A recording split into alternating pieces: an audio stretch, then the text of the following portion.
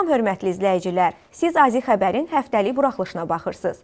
Azərbaycan Dövlət Neft və Sənaye Universitetində bu həftə baş verən əsas hadisələr və universitet həyatının gündəmində olan yenilikləri diqqətinizə çatdırırıq. Avqustun 12-dən etibarən Azərbaycan Dövlət Neft və Sənaye Universitetinin Abituriyent Məsləhət Mərkəzində abituriyent və valideynlərə ixtisas seçimi ilə bağlı məsləhət xidmətləri göstərilir.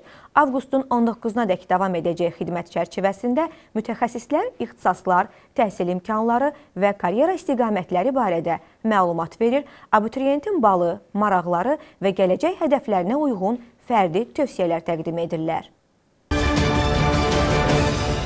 Azərbaycan Dövlət Neft və Sənaye Universitetində Sabah Hub tərəfindən Startup və Texnologiya Transfer Ofisinin əməkdaşlığı ilə tələbələr üçün rəqəmsal inkubasiya proqramı həyata keçirilib. Aprel-avqust aylarını əhatə edən proqrama 104 tələbə qəbul olunub. 32 iştirakçı proqramı uğurla tamamlayıb. Təlimlərdə sahibkarlıq, ideyanın inkişafı, prototipləşdirmə, biznes modeli, marketinq və maliyyə üzrə biliklər verilib. Proqramın yekununda 9 tələbə layihəsini təqdim edib. Azərbaycan Dövlət Neft və Sənaye Universitetinin Neft-Qaz Mühəndisliyi Kafedrasının məsləhətçi professoru Qafar İsmailov, Kimya Kafedrasının professoru Mehbarə Adıgözəlova və Sabah Mərkəzinin Neft-Qaz və Kimya Mühəndisliyi üzrə proqram rəhbəri, Texnika üzrə fəlsəfə doktoru Elnur Əlizadənin həm müəllifi olduqları elmi məqalə Kübir kvartilinə daxil olan Energis jurnalında dərc olunub. Tədqiqatda neft-su emulsiyalarının sulaşma dərəcəsindən asılı olaraq özlülüyünün dəyişilməsi araşdırılıb və müxtəlif şəraitlərdə özlülüyü proqnozlaşdırmağa imkan verən yeni riyazi model hazırlanıb. Nəticələrin neftin hasilatı, nəqli və ilkin emalı proseslərinin optimallaşdırılmasında tətbiqi mümkündür.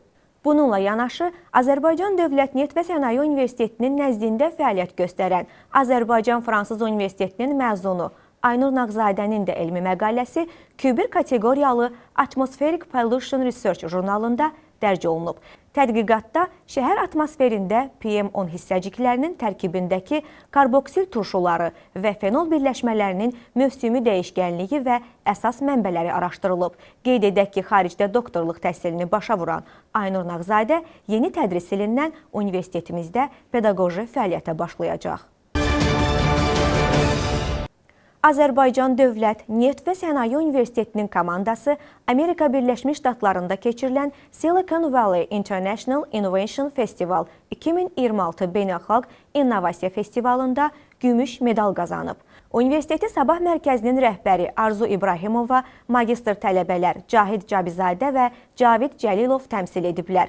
Komanda Ehron layihəsini təqdim edib və layihə gümüş medala layiq görülüb.